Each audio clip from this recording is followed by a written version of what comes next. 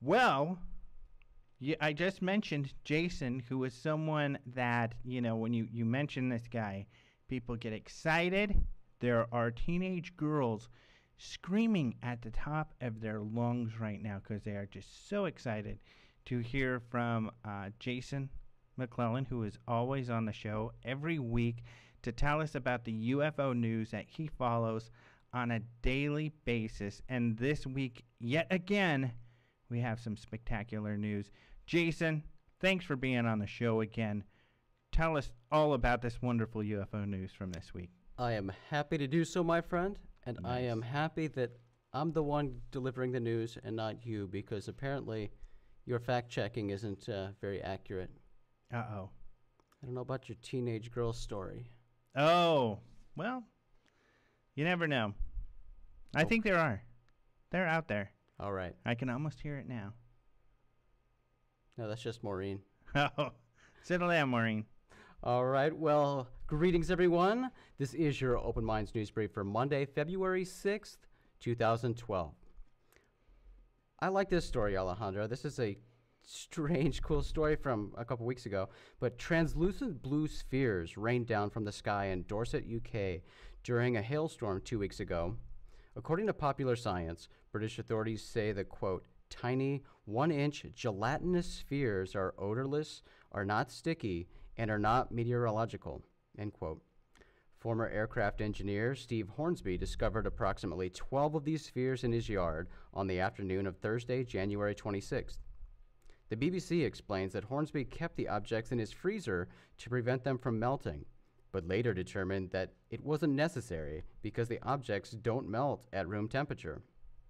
There is speculation that these mysterious spheres could simply be, quote, marine invertebrate eggs that stuck to a bird's feet and were carried into the air.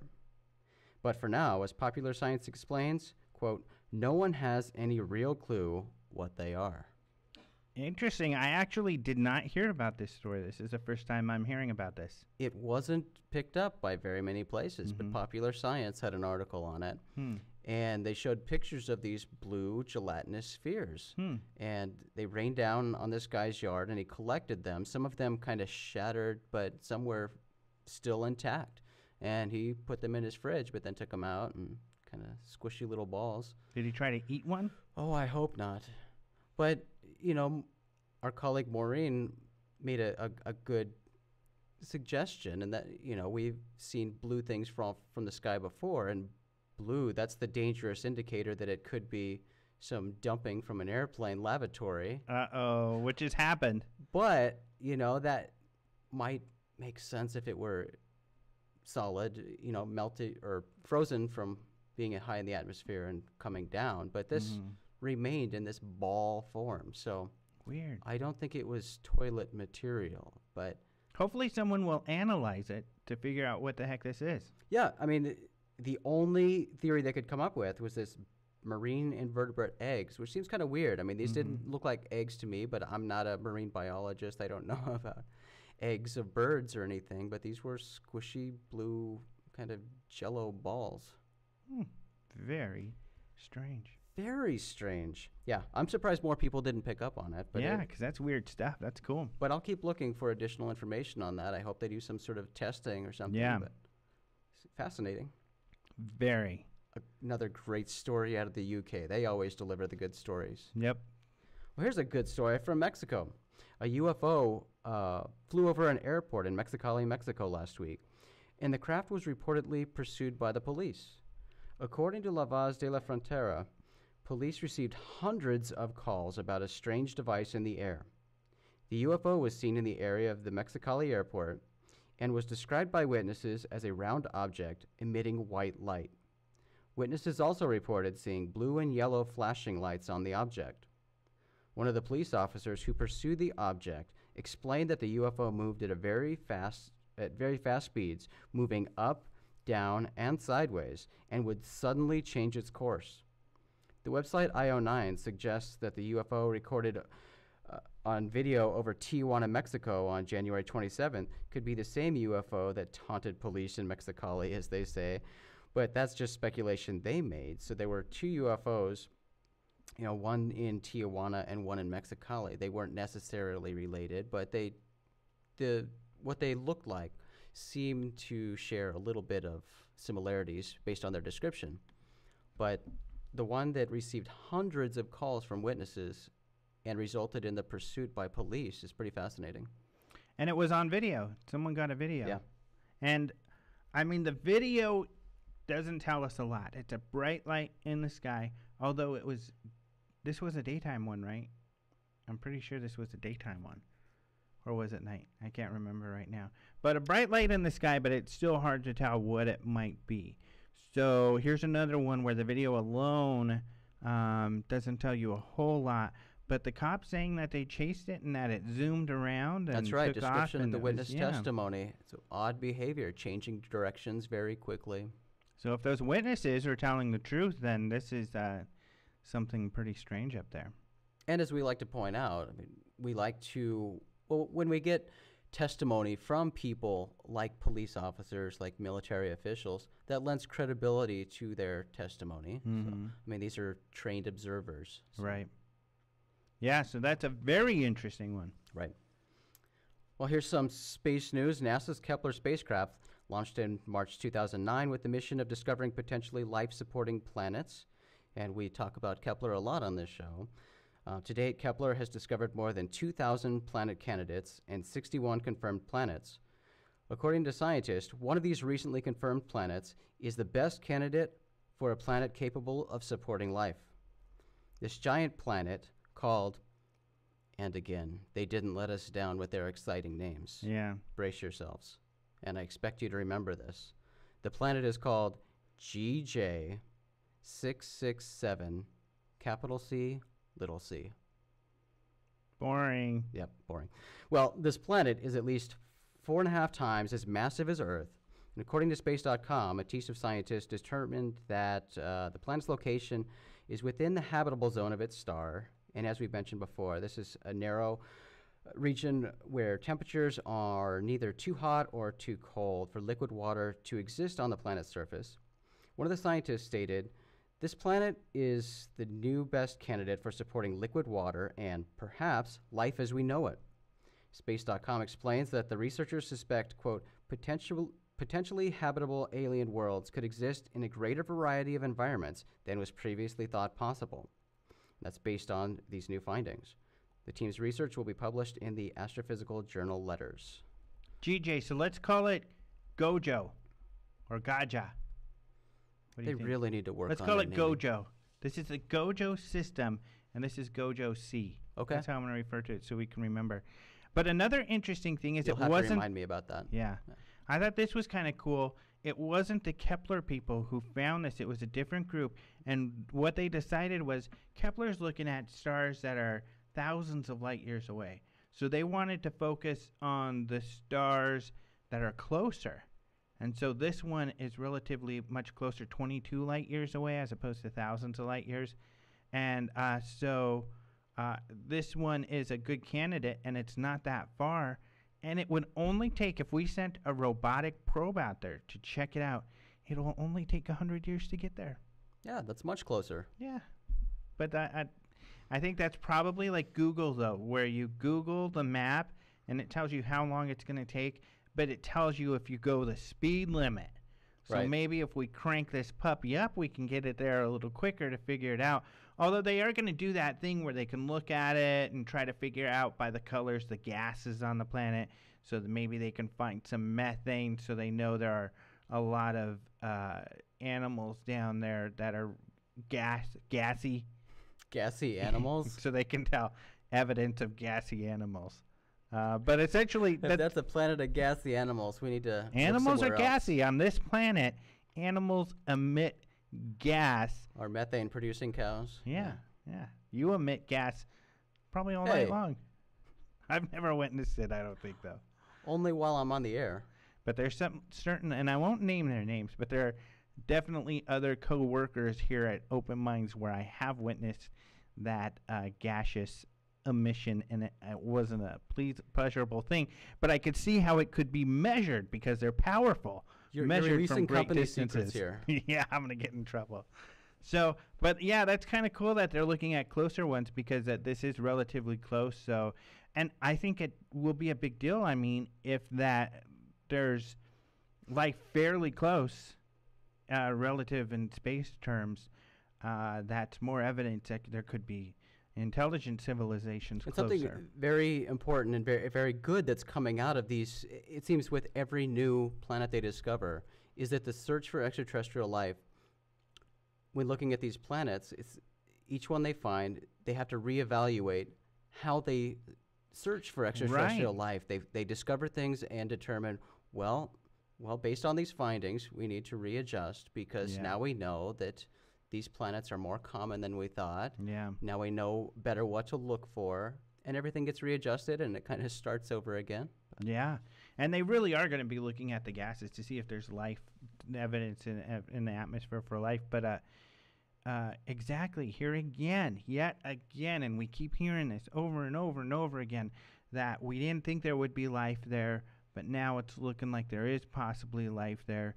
So now we already have this increase of possible planets that could possibly harbor life, and now that increases even more.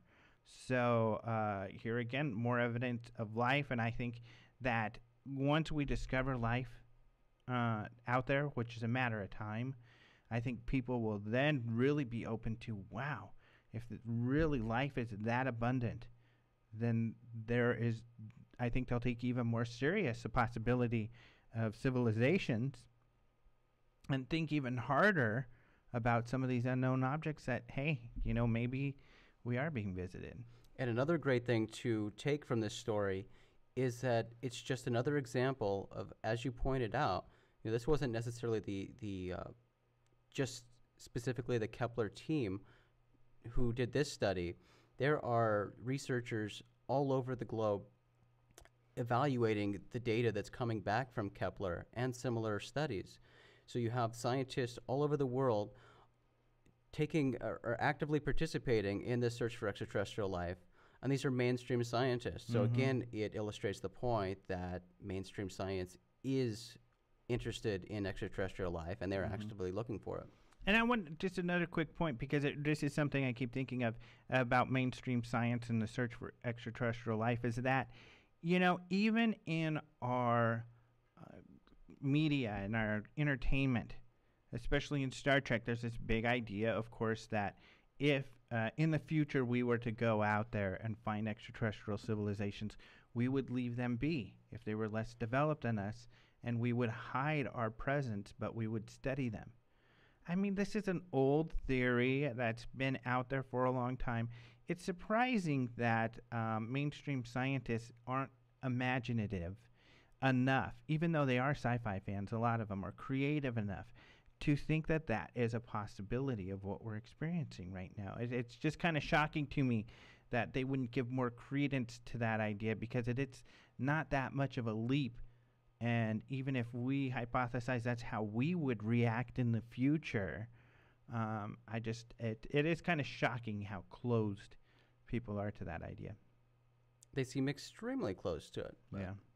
I don't find it that shocking. But What's up with that? demonstrated behavior. But yeah, what is up with that? Well, Alejandro, I'm going to briefly give some sad news. UFO researcher Lou Farrish passed away on January 26th. He died of cancer, but he reportedly died peacefully, was not in pain, and was surrounded by a small group of friends. Lou was a well-liked and humble researcher. He is remembered for his UFO news clipping service, as well as his founding the Ozark UFO Conference. And Alejandro, this is really cool. Because Lou did not have a wife, children, or siblings, he left his estate, including 80 acres of land, to a trust to be used to encourage UFO research and education through awards, fellowships, and many grants over the next several years. Oh, that's great. I didn't know that. That's really cool. And you can read more about Lou and what he's done on openminds.tv. Antonio Huneeus wrote a nice article. Antonio and he were good friends over the years. So check that out on openminds.tv. Yeah, what Lou did was really important because before the internet, he had to actually go cut out these newspaper clips, and he would copy them and send them to thousands of people and all the big researchers so they could keep up to speed on the media before there were like news. There were like Twitter feeds like we have that update people on the news. Snail mail Twitter feeds, yeah. Yep. And I have no idea how Lou did that. Yeah. That seems like a terrible undertaking to do that in a time before the internet, to somehow gather these news articles from around the country, from around the world. Yeah, important work too. So, and he was well loved. So he was an early version of the internet. Yep. The Google News feeds. Yep. Yeah. Well, did you watch the Super Bowl? No. Yeah, I only caught half of it, but if you didn't know, this past Sunday, yesterday, was the Super Bowl here in the United States, the American Football Championship game.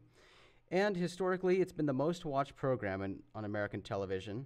In fact, the 2011 Super Bowl had the largest audience ever for a U.S. television broadcast at 111 million viewers. And this year's big game broke last year's record, reaching 111.3 million viewers. But in addition to breaking the viewership record again, something else from the 2011 Super Bowl was repeated this year, and that was the appearance of extraterrestrial-themed advertisements. I think that's happened every Super Bowl ever. Probably. And that shows that advertisers know there's this public interest. Yeah. Because as we've mentioned before, I wrote about it last year, and I wrote about it a little bit again this year, but advertisers spend millions of dollars for these 30-second spots. This is like the prime advertising of the year for these people. They spend millions of dollars for a couple seconds to advertise their product, and it seems over and over they're choosing to use extraterrestrials or an extraterrestrial theme to pitch their product to the public.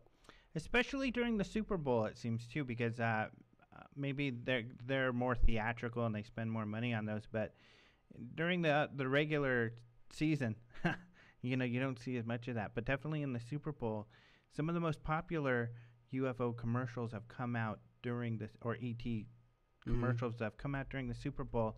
It'd be interesting for someone to compile those. That would be interesting. It would be interesting. There was a lot last year, and a lot of the UFO-related movies tend to advertise first during the Super Bowl. Battleship just did theirs during the Super Bowl, and I haven't really seen much advertising for Battleship in terms of advertisements on TV, but they certainly showed a spot during the Super Bowl. I know last year they did Cowboys and Aliens. Oh, is that it? Or was it Super 8 also? I don't think they did Super 8. Maybe it's because they did two last year, and I don't remember what the other one was. But car commercials have been using this a lot. Last year, Kia did theirs, where the car gets abducted, and they even had the Mayan thing in that same commercial. And this year, Chevy stole both of those themes in two different commercials, but they had one that was a Mayan apocalypse 2012 type thing, and there was a crashed UFO in that one. Yeah. But this other one has a bunch of little extraterrestrials in the car with a garage. It's a funny commercial too. Yeah. They're both actually pretty funny. They're pretty good.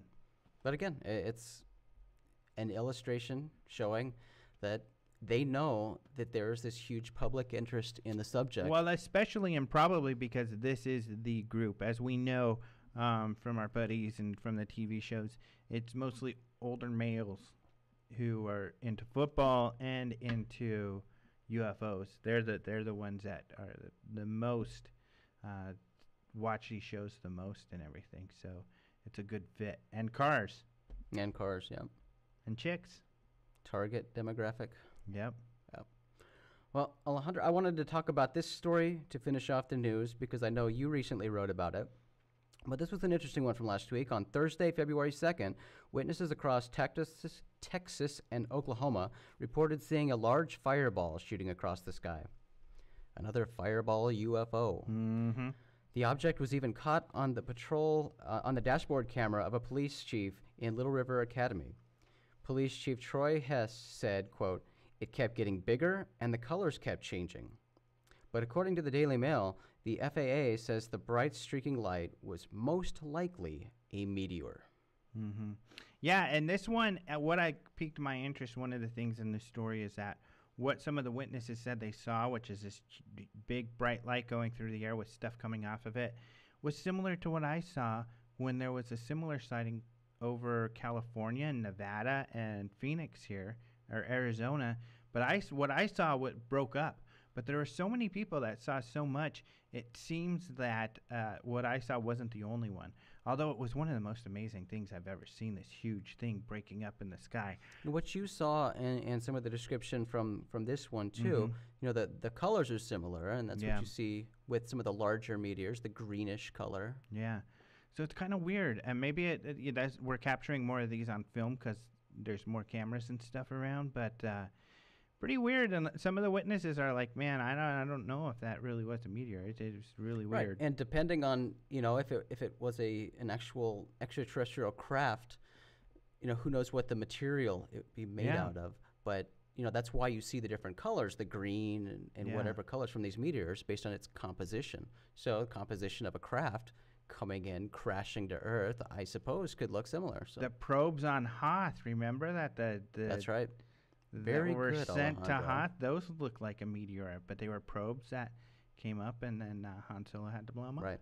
And the interesting thing with these fireball UFOs that we, seem to report on over and over and over again, a lot of people are seeing these more frequently now, is their impact site is rarely reported about. Yeah, no impacts. Yeah, so it's very strange. It's kind of weird this keeps happening. Reminds me of a terrible movie, Battle LA. But the special effects were kind of neat on that part. But I still haven't watched it because you talked special down effects about it are so fun, much. but it's kind of a dumb story. If you just go into it knowing that, you might have some fun. Yeah.